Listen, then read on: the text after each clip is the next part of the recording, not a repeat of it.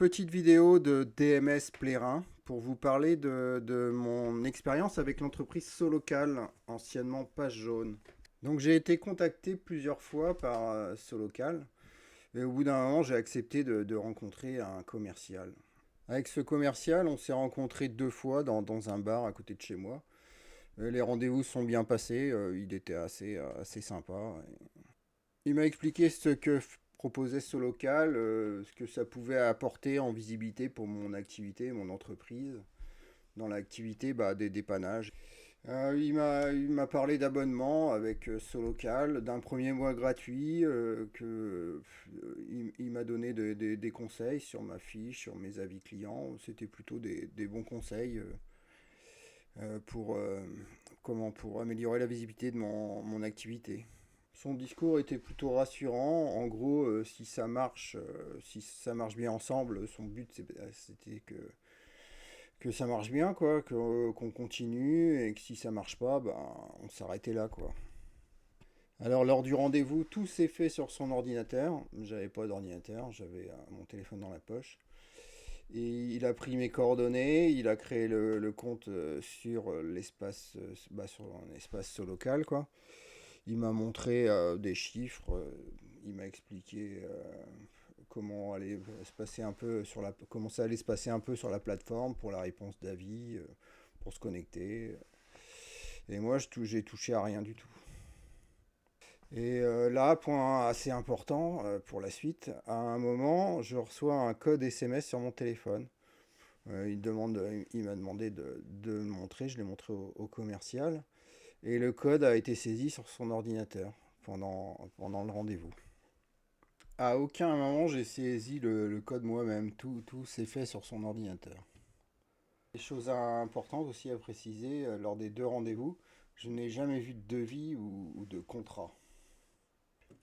Et les jours suivants, je me suis connecté à l'espace local, j'ai configuré un petit peu, j'ai eu un rendez-vous téléphonique aussi avec Solocal pour m'aider à configurer la plateforme et ma fiche.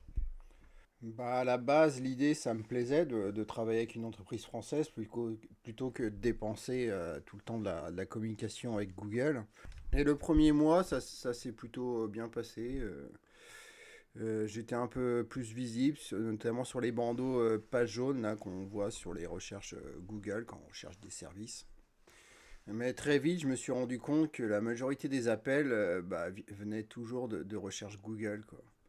Et pas vraiment des sites ou des applications page jaune. Je pense pas vraiment que les gens utilisent page jaune pour leurs recherches. Ensuite, le mois suivant, un premier prélèvement a été effectué. Et quelques jours plus tard, j'ai remarqué que je n'apparaissais plus dans le bandeau page jaune Google. Encore plus gênant, des concurrents que je connais qui payent rien du tout comme abonnement avec Solocal apparaissaient eux à ma place. Du coup, j'ai contacté Solocal pour demander des explications. La réponse était plutôt floue.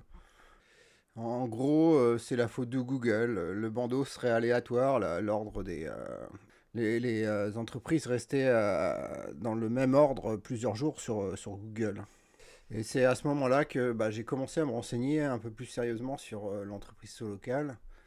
Et j'ai trouvé pas mal d'avis qui m'ont pas vraiment rassuré.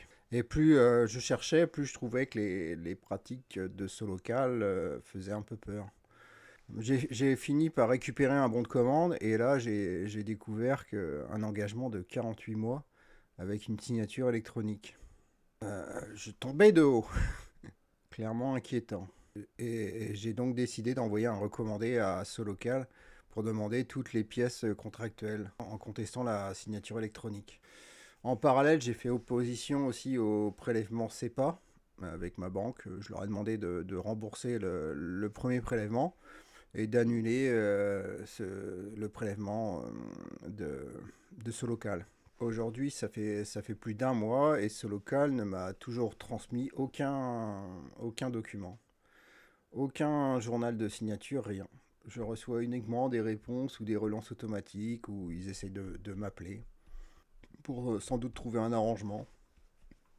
Donc j'ai demandé l'intégralité du journal de signature électronique qui est fait par par une entreprise indépendante, mais j'ai toujours rien eu. Pour rappel, en matière de signature électronique, la signature doit rester sous le contrôle exclusif du signataire.